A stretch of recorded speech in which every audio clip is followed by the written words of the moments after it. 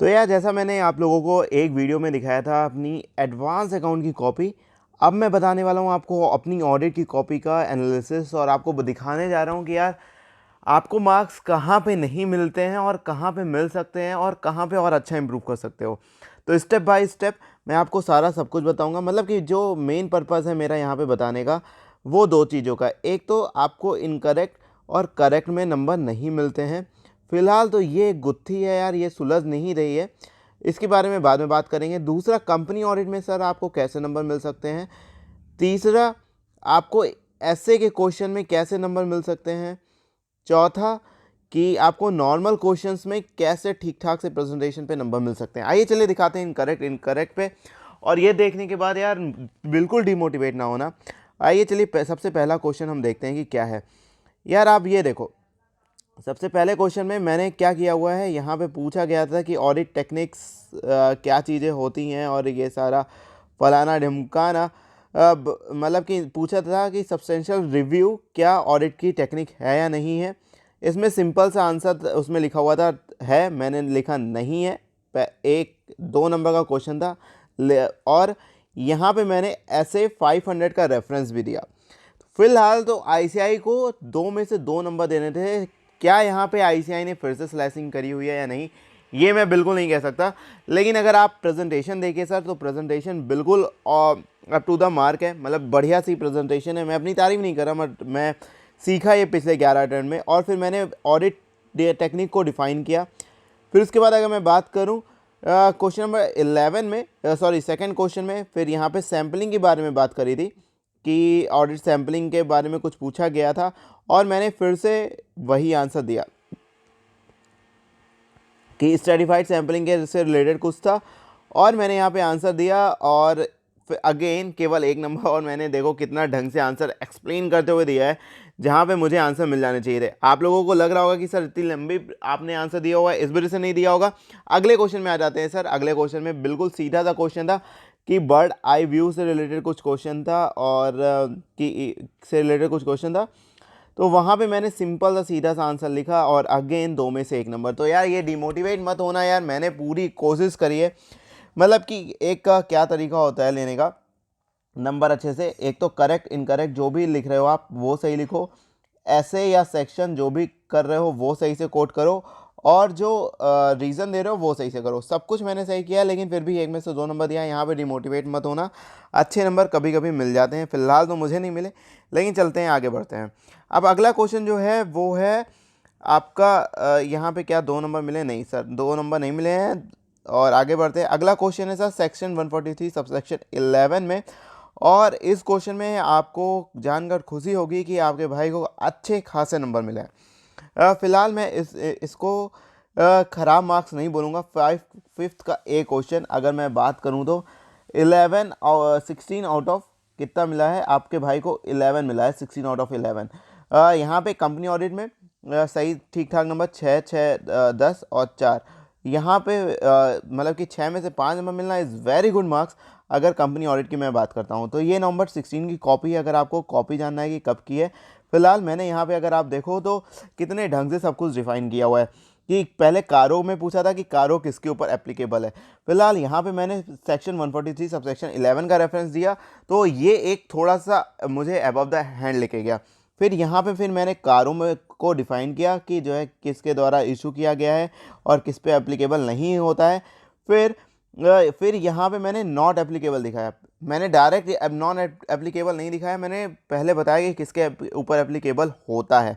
फिर यहाँ पे मैंने सब कुछ लिखता चला गया और यहाँ पे मुझे बूम मिल गए हैं मुझे 5 नंबर 6 में से। तो ये भैया मतलब कि कंपनी ऑडिट में अगर आपको नहीं समझ में आया कि कैसे नंबर मिलते हैं, तो मैं आप लोगों को कंपनी ऑडिट में बढ़िया सा नंबर लेने का तरीका बताता हूँ। आपको कुछ नहीं करना है, आपको सेक्शन लिखना ही लिखना है। सेक्शन, सब सेक्शन, अगर हो सके तो क्लॉज, ठीक है। फिर मैं ऑडिट में बहुत ज़्यादा बात करता हूँ कि क्रॉस कनेक्शन की। क्रॉस कनेक्शन मतलब कि क्रॉस कनेक्शन मतलब कि जो कुछ कभी कभी क्या होता है कि एक ही क्वेश्चन में 2-3 कॉन्सेप्ट एप्लीकेबल होते हैं, आप लगा के भी आते हो बट आप सेक्शन नहीं मेंशन करके आते हो। तो जो हमारा पीएम नोट्स है, पीएम नोट्स प्लस हमारा जो ऑडिट बॉम्ब का कॉम्बिनेशन है, हमने उसमें वही किया हुआ है। तो आप खरीदना चाहो तो खरीद सकते हो, प्रमोशन नहीं करना चाहता, मैं आपको बता रहा हूँ कि ऐसा भी कुछ है। फिर उसके बाद आपको देखा कि आपको नंबर मिले। अब मैं आपको अगला क्वेश्चन दिखाता हूँ कि कैसे मैंने नंबर लिए। फिर यहाँ पे आप ये देखो, आप क्या लिख के आते हो, as per provision of, as per आप लिख के आते हो as per provision of section 139 subsection 3। मैंने क्या लिखा है, अब यहाँ पे देखो आप, ये यहाँ पे जो ये लाइन लिखी है ना मैंने, यहाँ पे नंबर मैं थोड़ा सा खींच के लेके आया हूँ कि provisions of section 3 of 139 of companies act 2013। आप यहाँ पे देख रहे हो, यहाँ पे मैं कितना ज़बरदस्त तरीके से आईसीआई को खींच के लेके आ रहा हूँ। प्रेस्क्राइब्स पावर ऑफ मेंबर, ठीक है, ये मतलब कि मैं बिल्कुल कि लॉ की डेफिनेशन मैं भाई इतनी बार पढ़ा था तो एकदम रट गया था। आप लोगों को हो सकता है उतना ज़बरदस्त तरीके से नया रटे, लेकिन फिर भी अगर आप ऐसे प्रेजेंटेशन करके आते हो तो थोड़ा सा अबव द हैंडल आप जाते हो। ऑडिट में भी कंडक्टेड बाय वन और मोर प्रैक्टिस यूनिट। अब आगे देखो, वहाँ पे आप यहाँ पे ही ख़त्म करके चले आते हो। अब यहाँ पे देखो, मैंने आपसे कह रहा था ना कि 2 सेक्शन लगते हैं। अब ये देखो सबसेक्शन 4, सबसेक्शन 4 आप लगा के नहीं आते हो और आपको नंबर नहीं मिलते हैं। यहाँ पे देखो मैंने सबसेक्शन 4 लगाया और ठीक ठाक से मुझे नंबर मिल चुके हैं। फिर यहाँ पे देखो सेक्शन 1 और सेक्शन 115 भी मैं ठोक के आ रहा हूँ। मतलब आप देख रहे हो सर मैं कितने ज़्यादा क्रॉस कनेक्शन को लेके जा रहा हूँ कि इसमें क्वेश्चन था, अगर आप जाके देखो मैंने यहाँ पे कौन कौन से सेक्शंस लगा दिए। मतलब 6 नंबर का क्वेश्चन था, मैंने एक, आप ये देखो, एक सब सेक्शन, दूसरा सब सेक्शन, फिर उसके बाद यहाँ पे तीसरा सेक्शन, फिर चौथा और ये पांचवा, 5 सेक्शन लगा दिए मैंने 6 नंबर के क्वेश्चन में और सारा ढंग से अप्लाई किया है।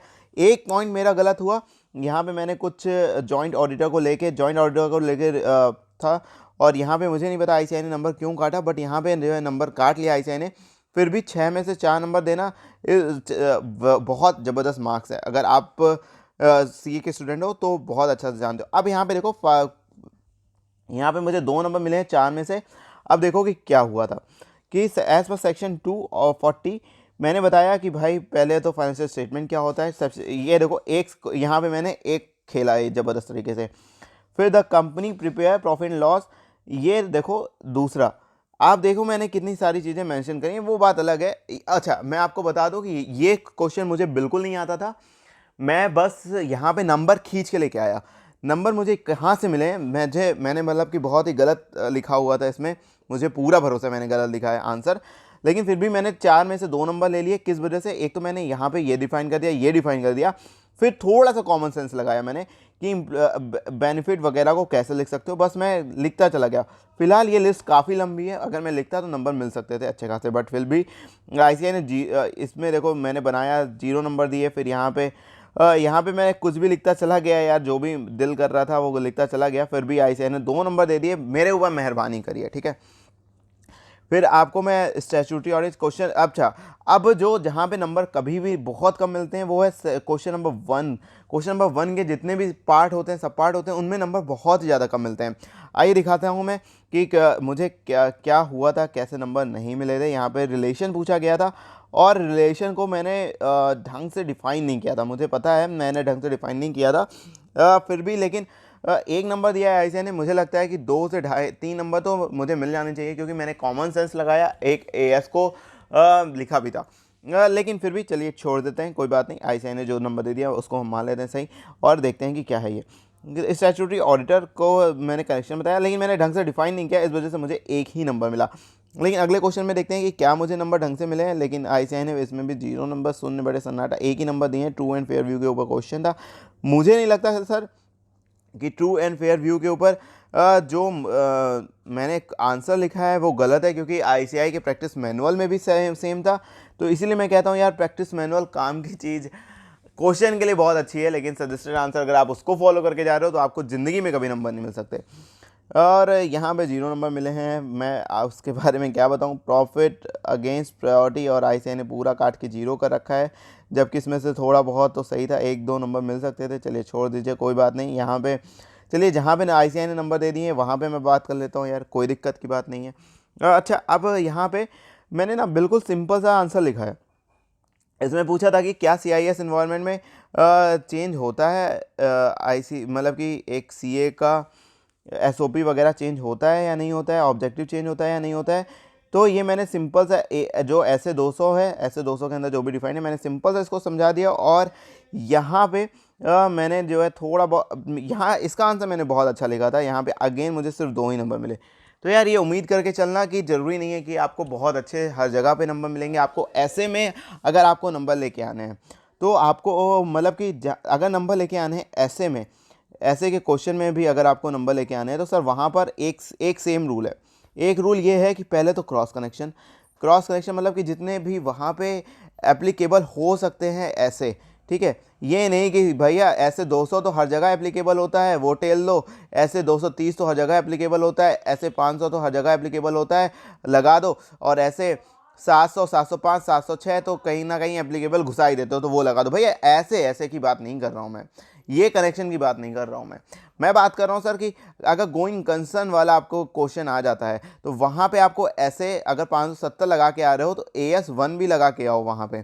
फिर कहीं भी, फिर वहाँ पे अगर ऐसे 705, 706 लगा के आ रहे हो रिपोर्टिंग के समय, एकदम लास्ट के समय, तो आपका अच्छा है, ठीक है।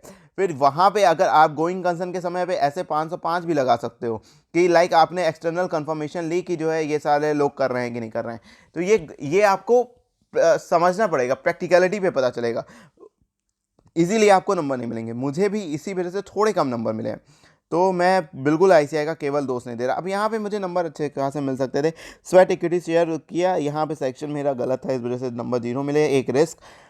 लेकिन फिर उसके बाद मैंने नंबर खींचा, आपको दिखाता हूँ मैं क्या कैसे। 6 क्वेश्चन का 6 का A पार्ट, और यहाँ पे मुझे 4 नंबर मिले हैं। अगेन क्वेश्चन आप देख रहे हो सर, सेक्शन गलत होने के बावजूद मुझे 4 नंबर मिले हैं। और मैं बता दूँ आपको कितने नंबर में से, भैया ऊपर जल्दी फटाक से हो जाएगा, 6 का A, फिर अगेन मुझे छः में से 4 नंबर मिले हैं सेक्शन गलत होने की वजह से भी, के बाद भी।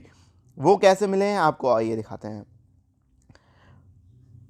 अरे भाई आ जाओ जल्दी, हाँ आपको ये दिखाते हैं। यहाँ पे मैंने देखो बिल्कुल बिल्कुल बिल्कुल बिल्कुल एकदम टू द पॉइंट लॉ की भाषा लिखी है। एक भी प्रोविज़न अगर आप देखोगे तो मैंने मिस नहीं करा हुआ है, एक भी प्रोविज़न, मतलब कि एकदम ज़बरदस्त लिखा हुआ है। और यहाँ पे मैंने अब आप एक चीज, अब यहाँ पे जो गलती करते हो कंपनी ऑडिट 2 में, कंपनी ऑडिट 2 में आप क्या गलती करके आते हो, आप जैसे स्वेट इक्विटी शेयर को डिफाइन करके आ जाते हो, लेकिन वहाँ पे स्वेट इक्विटी शेयर की ऑडिट करनी है। अब मैंने देखो स्वेट इक्विटी शेयर की ऑडिट कैसे करी है कि वेदर कंपनी पास स्पेशल रिजोल्यूशन, ऑडिटर चेक। यहाँ पे मैंने हर जगह वेदर नहीं टेला है, हर जगह चेक नहीं मारा है, हर जगह वेरीफाई नहीं किया है। ये चलो, अगर आप चाहोगे वॉचिंग वेरिफिकेशन का आंसर कैसे लिखो जरा नीचे कमेंट बॉक्स में कमेंट करके जरूर बताना कि कैसे चाहिए। फिर आइए आगे, डेप्रिसिएशन का मैंने एकदम पूरा गुड़गोबर कर दिया था, फिर 1 नंबर मिल दिया ICI ने, कोई बात नहीं। एक्सटर्नल कन्फर्मेशन में 2 नंबर दिए हैं कि एक्सटर्नल कन्फर्मेशन ड्राफ्ट कैसे करते हैं। तो अब मेरा वो चीज़ें बहुत ज़बरदस्त थी, ये मैं मतलब कि ज़बरदस्ती, इस वजह से मुझे 2 नंबर मिल गए।